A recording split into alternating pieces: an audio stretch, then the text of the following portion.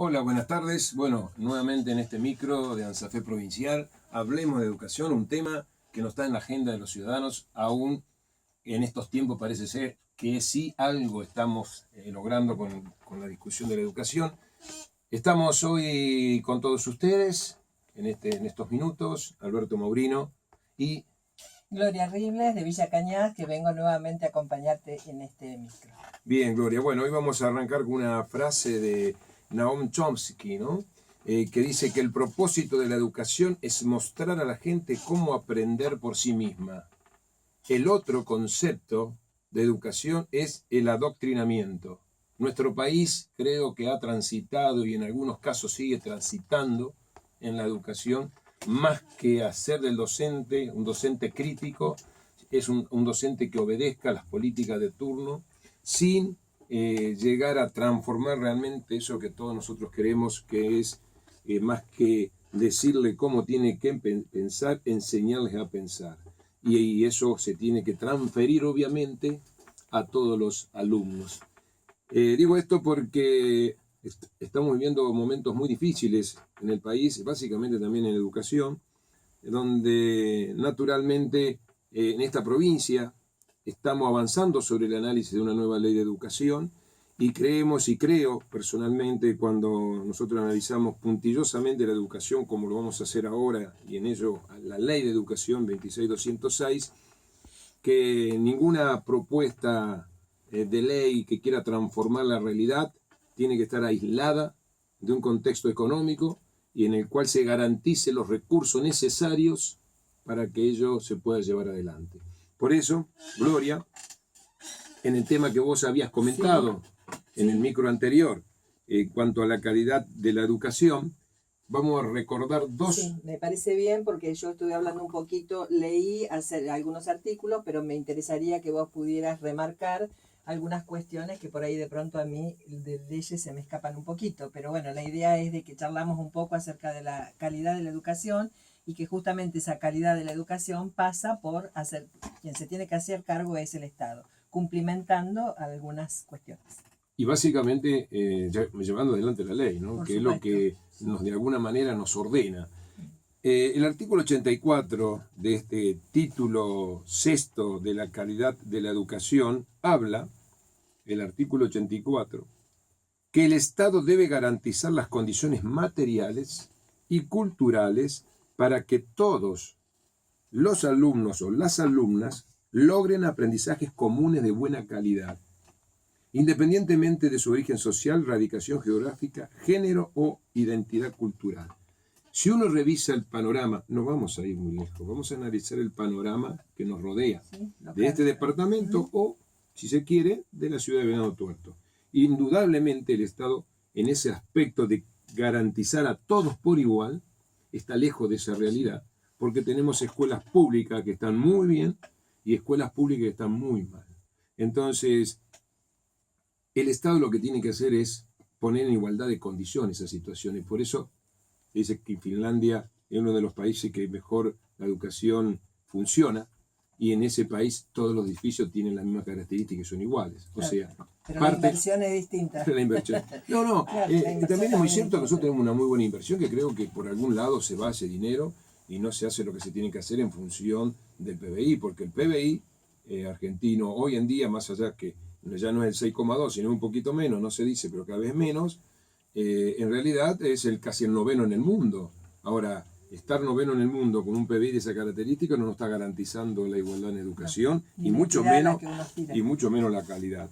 Y el otro artículo que es interesante destacar para que los ciudadanos sepan cuál es la función del Estado y no que el Estado le siga pidiendo a los ciudadanos que realicen esfuerzo cuando en realidad los ciudadanos en general ya a través de los impuestos y demás hacen un esfuerzo enorme para contribuir al desarrollo del Estado y a asegurar la calidad de educación, es el artículo 85 en su inciso F, que dice, el Estado, ¿no?, dotará a todas las escuelas de los recursos materiales necesarios para garantizar una educación de calidad, tales como la infraestructura, que adolece de muchos... hoy en día la infraestructura tiene muchos inconvenientes. Los equipamientos científicos y tecnológicos, de educación física, deportiva, bibliotecas y otros materiales pedagógicos, priorizando aquellas que atienden a alumnos en situaciones sociales más desfavorecidas, conforme a lo establecido en el artículo 79 y 83 de la presente ley. Quiere decir que aún en esta situación de desigualdad de las escuelas del Estado, el Estado tendría que tener un relevamiento de las escuelas que están en condiciones no aptas y en lugares o enclavadas en lugares socioeconómicamente vulnerables para ir a atender a ese sector. Sin embargo, eso no se hace. No hay nadie que esté preocupado por un relevamiento de esa característica. Si bien ahora tenemos esta ley de salud y seguridad, que bueno, vuelvo a insistir, siempre tenemos importantes leyes, pero que nunca se cumplen, porque parece ser que leyes se hacen para algún objetivo que es inmediato, por alguna situación de que esas leyes quedan bien hacia afuera, pero hacia adentro poco se hace al respecto. Y por eso en este departamento y a nivel provincial, la ley de salud y seguridad, por lo menos el comité mixto, hace un tiempo que prácticamente no está funcionando, ¿no? Y no funciona porque si funcionara correctamente, obviamente habría que destacar todas las irregularidades que existen en las escuelas, y eso quizás no le conviene al gobierno de turno, ni a este ni a ninguno, obviamente, ¿no?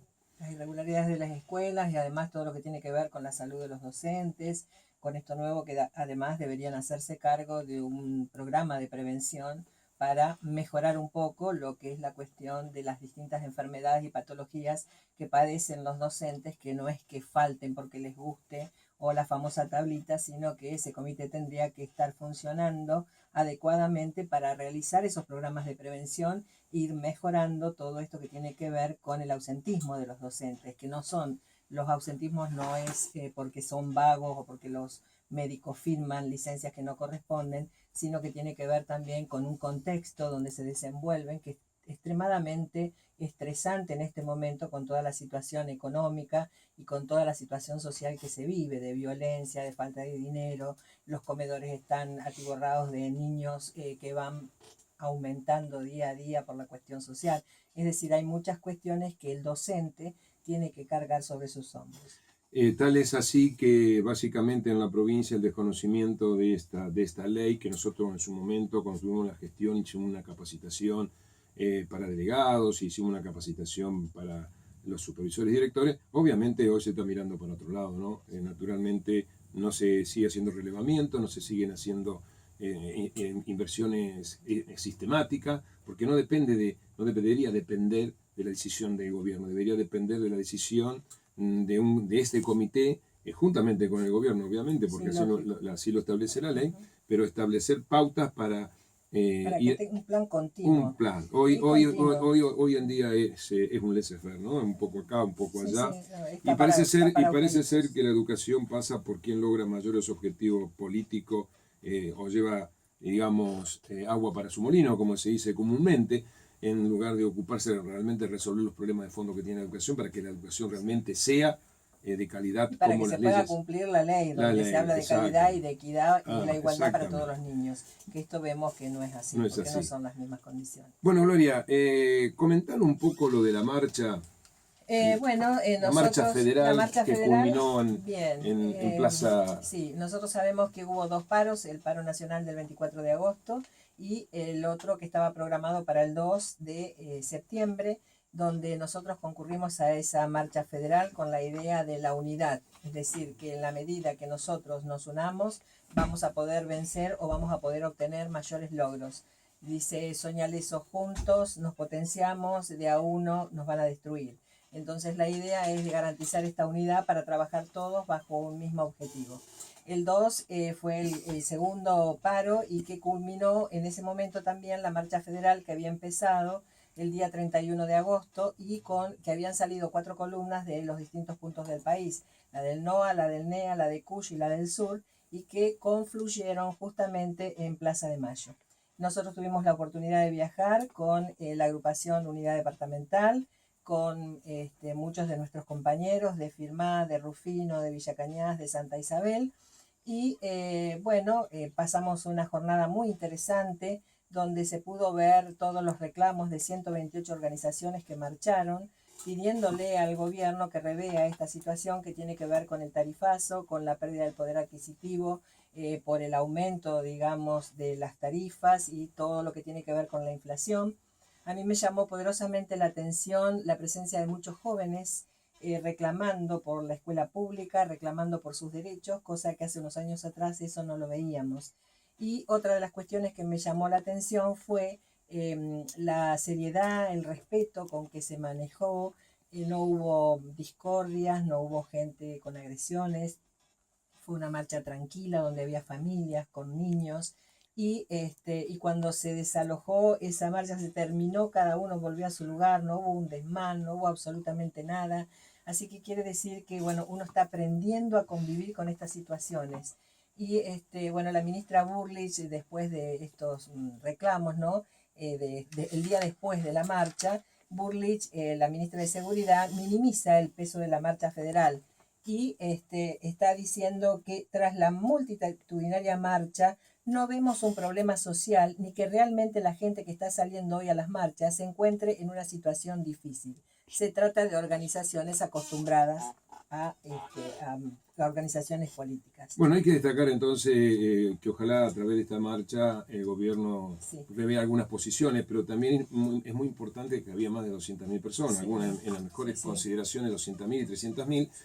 Y el contexto de tanto de acercamiento a esa marcha y el retiro de la misma se hizo totalmente en paz, dando un ejemplo de participación ciudadana muy importante. Bueno, Gloria, el próximo programa lo vamos a hacer ya después del Día del Maestro, así que no tenemos tiempo de dar unas salutaciones al maestro por el horario, pero bueno, indudablemente dejamos la salutación y el lunes que viene, si Dios quiere, vamos a leer algo haciendo referencia, porque por falta de tiempo, pero que tengan todos los docentes de este departamento un muy buen día, lleno de alegría y de felicidad y poco trabajo para ese día. Y obviamente seguimos con este lema, ¿no? De que no solamente enseñamos, sino que enseñamos a luchar. A luchar, digo, por los derechos que se han logrado y para obviamente avanzar en los mismos. Así que todo por hoy. Gloria, gracias por acompañarme, por estar. Gracias a vos por invitarme. Y será a todos ustedes hasta el próximo lunes. Hasta el próximo lunes, si Dios quiere.